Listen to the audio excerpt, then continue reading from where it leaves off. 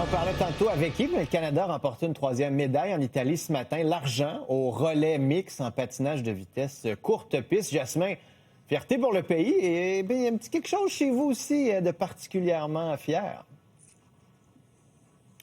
Pas un petit quelque chose, c'est grandiose. Ben... Philippe Vincent, écoutez, 2 des 4 membres de l'équipe canadienne qui ont participé à la finale, ce sont des jeunes de Sherbrooke, Kim Boutin et Félix Roussel. Alors effectivement, pour la communauté de Sherbrooke et plus particulièrement celle de patinage de vitesse ici, c'était l'extase ce matin. Et vous voyez cette photo où on voit Kim Boutin, la vétérane, qui donne le relais à la recrue Félix Roussel, 2 jeunes de Sherbrooke. C'était de toute beauté.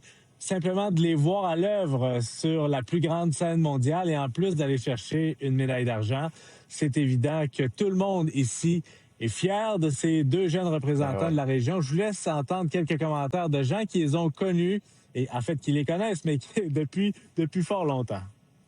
C'est formidable, les émotions dans le tapis là, au maximum. Là, c'est sûr qu'on voit on les a vus progresser. Moi, je les ai vus tout petits. Là. Je les ai vus à mon école de patin. C'était très enlevant, la finale. On a même eu peur en milieu de course, mais vraiment très contente là, pour Kim et Félix, particulièrement ceux de Sherbrooke. Oui, c'est notre fierté sherbrookoise. Ils ont su profiter des petites erreurs des patineurs ou patineuses en avant d'elles et eux. Et puis, ça a fait toute la différence. L'expérience, on ne le dira jamais assez souvent.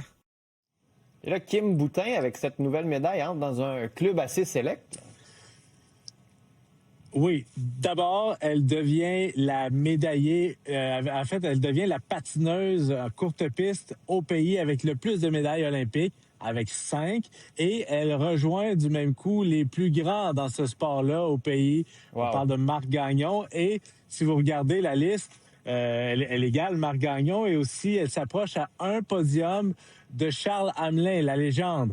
Bon, évidemment que Charles Hamelin a beaucoup plus de médailles d'or à son palmarès, mais quand même, c'est pas rien. Et je vous dire en terminant que c'était la première épreuve aujourd'hui. Il y a encore 4 épreuves que Kim Boutin va disputer là, au cours des prochains jours.